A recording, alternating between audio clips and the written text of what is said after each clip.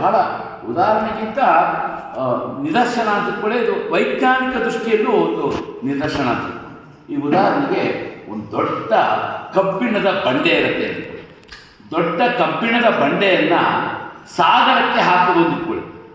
ದೊಡ್ಡ ಕಬ್ಬಿಣದ ಬಂಡೆ ಅಂದರೆ ನಾವು ಕೈ ಎತ್ತಕ್ಕಾಗಲ್ಲ ಅಂದ್ಕೊಳ್ಳಿ. ಅದಕ್ಕೆ ದೊಡ್ಡ ದೊಡ್ಡ ಕ್ರೇನ್ ತಂದು ತೊಗೊಂಡೋಗಿ ಒಂದು ದೊಡ್ಡ ಕ್ರೇನಲ್ಲಿ ಎಸೆಸ್ಬಿಟ್ಟು ಅಂದ್ಕೊಂಡು ದೊಡ್ಡ ಬಂಡೆ, ಕಬ್ಬಿಣದ ಬಂಡೆ. ಆ ಕಬ್ಬಿಣದ ಬಂಡೆ ಸಾಗರದಲ್ಲಿ ಏನಾಗುತ್ತೆ ಅಲ್ವಾ, ಮುಳುಗೋಗ್ಬಿಡುತ್ತೆ. ಕಬ್ಬಿಣದ ಬಂಡೆಯನ್ನು ತೆಗೆದುಕೊಂಡು ಸಾಗರಕ್ಕೆ ಎಸೆದ್ರೆ, ಕ್ರೇನ್ ಮೂಲಕನೋ ಯಾವುದ್ರ ಮೂಲಕನೋ ಎಸೆದ್ರೆ ಆ ದೊಡ್ಡ ಕಬ್ಬಿಣದ ಬಂಡೆ ಸಾಗರದ ಒಳಗೆ ಮುಳುಗೋಗುತ್ತೆ. ಅದೇ ಕಬ್ಬಿಣದ ಬಂಡೆಯನ್ನು ಒಂದು ಆಕಾರ ಮಾಡಿ, ಆಕಾರ ಹೇಗೆ ದೊಡ್ಡ ಹಡಗಿನ ಆಕಾರ ಮಾಡಿದ್ರೆ ಆ ಬಂಡೆಯಷ್ಟೇ ತೂಕ ಇರುತ್ತೆ, ಆದರೆ ಆಕಾರ ಮಾತ್ರ ಏನಾಗಿರುತ್ತೆ, ಬದಲಾಗಿ ಉಂಡೆ ಇದ್ದಿದ್ದು ಒಂದು ದೋಣಿಯ ಆಕಾರದಲ್ಲಿ, ದೊಡ್ಡ ಹಡಗಿನ ಆಕಾರದಲ್ಲಿ ಅಷ್ಟೇ ತೂಕದ ಕಬ್ಬಿಣದ ಬಂಡೆ ಅದು ನೀರಿನಲ್ಲಿ ಏನಾಗುತ್ತೆ. ಎಷ್ಟು ಸಿಂಪಲ್ ನೋಡಿ. ಇದು ವೈಜ್ಞಾನಿಕ ದೃಷ್ಟಿಯಲ್ಲಿ ಅದು ಬಂದಿರ್ತಕ್ಕಂಥ ಸಮಗಾತ್ರದ ತೂಕ ಇದ್ದರೂ ಸಹ ಆಕಾರದಲ್ಲಿ ಏನಾಯಿತು, ಸಮುದ್ರದ ಮೇಲೆ ತೇರಿತು. ಹಾಗೆ ಭಗವಂತ ನಮ್ಮನ್ನು ದೊಡ್ಡ ಬಂಡೆ ಥರ, ದೊಡ್ಡ ಕಬ್ಬಿಣದ ಬಂಡೆ ಥರ ಮಾಡಬೇಡ, ನೀನು ನನಗೆ ಒಂದು ಆಕಾರವನ್ನು ಕೊಟ್ಟು ಈ ಸಂಸಾರವೆಂಬ ಭವಸಾಗರದಲ್ಲಿ ತೇರುವಂತೆ ಮಾಡು ಅಂಥೇಳಿ ಭಗವಂತನನ್ನು ಕೇಳಿಕೊಂಡು. ಹಾಗಾದರೆ ಆಕಾರ ಬರೋಕ್ಕೆ ಸಾಧ್ಯ ಇದೆಯಾ? ಅದಕ್ಕೆಷ್ಟು ಕಷ್ಟ ಶ್ರಮ ಇದೆ. ದೊಡ್ಡ ಬಂಡೆಯನ್ನು ತಗೊಂಡು ಕರಗಿಸಿ ಅಲ್ವಾ, ಅದನ್ನು ನೀರಿನ ರೂಪದ ಕರಗಿಸ್ಬೇಕಾದ್ರೆ ಎಷ್ಟು ಉಷ್ಣತೆ ಕೊಡಬೇಕು, ಅದನ್ನು ಒಂದು ನೀರಿನಂತೆ ಮಾಡಿ ಅದನ್ನು ದೊಡ್ಡ ಮಿಷಿನಲ್ಲಿ ಅದನ್ನು ಹಾಯುವಂತೆ ಮಾಡಿ, ಅದು ದೊಡ್ಡ ಶೀಟ ಹಲಗೆ ಅಂತ ಮಾಡಿ, ಆ ಹಲಗೆಯನ್ನು ಬಿಸಿ ಮಾಡಿ ಬೆಂಡ್ ಮಾಡಿ ಒಂದು ಆಕಾರವನ್ನು ಕೊಡಬೇಕಾದ್ರೆ ಎಷ್ಟು ಸಾಧನೆ ಬೇಕಾಗತ್ತೆ ಯೋಚನೆ ಮಾಡಿ.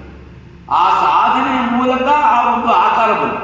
ಹಾಗೆ ನಮ್ಮ ದೇಹ ಇದೆಯಲ್ಲ, ಈ ದೇಹ ಒಂದು ಆಕಾರವನ್ನು ಹೊಂದಬೇಕು. ಆ ಆಕಾರವನ್ನು ಹೊಂದಬೇಕಾದ್ರೆ ಆ ಕಬ್ಬಿಣ ಥರ ಉಂಡೆ ಮಾಡಲಿಕ್ಕಾಗಲ್ಲ, ಅದನ್ನು ಕಾಯಿಸಿ ಮಾಡೋಕ್ಕೂ ಸಾಧ್ಯ ಇಲ್ಲ. ಆದರೆ ಅದರ ನಿದರ್ಶನವನ್ನು ನಾವು, ಅದರ ಉದಾಹರಣೆಯನ್ನು ನಾವು ತಗೋಬೋದು. ಹೇಗೆ ತಗೋಬೋದು? ನಂದು ಒಂದು ಕಬ್ಬಿಣದ ಉಂಡೆ ಥರ ಬಂಡೆ ಆದಂಗೆ ಆಗ್ಬಿಟ್ಟಿದೆ, ಇದಕ್ಕೆ ನೀನು ಆಕಾರವನ್ನು ಕೊಡು. ನೀ ಆಕಾರವನ್ನು ಕೊಡಬೇಕಾದ್ರೆ ನಾವೇನು ಮಾಡಬೇಕು? ಇಂತಹ ಸಾಧನೆಯನ್ನು ಮಾಡಿ. ಈ ಸಾಧನೆ ಮೂಲಕ ಅರಿಷಡ್ವರ್ಗಗಳಿಗೆ ಪ್ರಧಾನವಾಗಿರೋದು ಯಾವುದೇ ಅರಿಷಡ್ವರ್ಗ ಉತ್ತರ ಕಾಮ ಕ್ರೋಧ ಲೋಭಾದಿಗಳೆಲ್ಲರೂ ಕೂಡ ಅರಿಷಡ್ವರ್ಗ. ಅದಕ್ಕೆ ಪ್ರಧಾನವಾಗಿರೋದು ಯಾವುದೇ ಅದೊಂದು ಇರೋದ್ರಿಂದ ಅದು ಕಾಮದಲ್ಲಿ ಬರ್ತದೆ, ಮೋಹನದಲ್ಲಿ ಬರ್ತದೆ.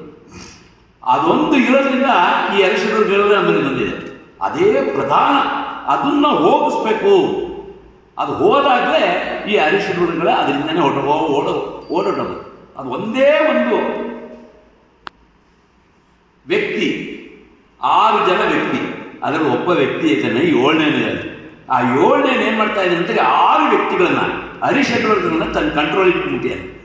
ಹಾಗಾದ್ರೆ ಆ 7ನೇ ವ್ಯಕ್ತಿ ಯಾರು?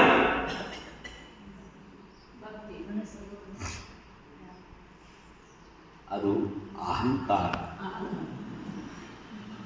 ಅದಕ್ಕೆ ಏನು ಹೇಳ್ತಾರೆ ನಮ್ಮ ಕನಕದಾಸರು, ನಾನು ಹೋದರೆ ಎಂಥ ಅದ್ಭುತವಾದ ಆ ಟೈಮಿಗೆ ಯಾರಿಗೂ ನಾನು ಹೋದರೆ ಅವರು ಅವ್ನು ನೋಡ್ತಾನ ಆ ಭಾವನೆಗೆ ನಿಂತೀವಿ ವಿನಃ ನನ್ನಲ್ಲಿ ಏನಂತೂ ಯಾರು ಯೋಚನೆ ಮಾಡಲೇ ಇಲ್ಲ.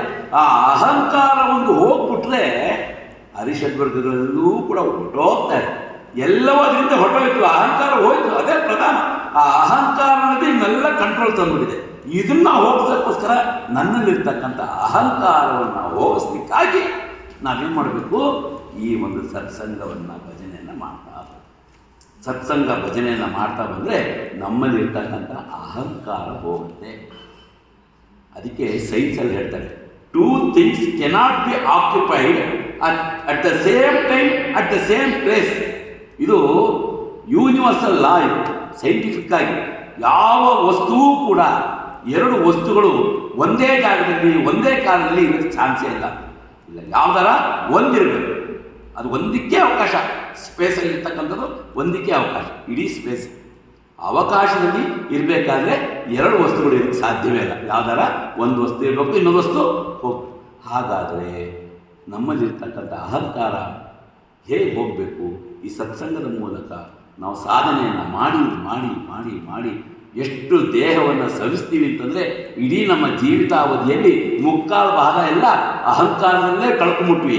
ಇನ್ನು ಕೇವಲ ಒಂದು 10-12% ಇಟ್ಕೊಂಡಿರ್ತೀವಿ, ಅದಷ್ಟೇ. ಆ ಭಾಗದಲ್ಲಿ ನಮ್ಮ ಅಹಂಕಾರ ಹೋದರೆ ನಾವು ಇಮ್ಮಿಡಿಯೇಟಾಗಿ ಭಗವಂತನ ಸೇರಲಿಕ್ಕೆ, ಮುಕ್ತಿಯನ್ನು ಪಡೆಯೋದಕ್ಕೆ ಸಾಧ್ಯ. ಸೊ ಅದಕ್ಕೋಸ್ಕರ ನಾವೇನು ಮಾಡಬೇಕು? ಈ ಅಹಂಕಾರವನ್ನು ತೆಗಿಬೇಕು. ಅದಕ್ಕೆ ಆ ಜಾಗದಲ್ಲಿ ಎಲ್ಲರೂ ಒಂದು ಯಾವ್ದಾರ ಇರಬೇಕು ಅಂದರೆ ಒಂದು ಅಹಂಕಾರ ಇರಬೇಕು, ಇಲ್ಲ ಆ ಅಹಂಕಾರದ ಜಾಗದಲ್ಲಿ ಭಗವಂತ ಅಷ್ಟೇ.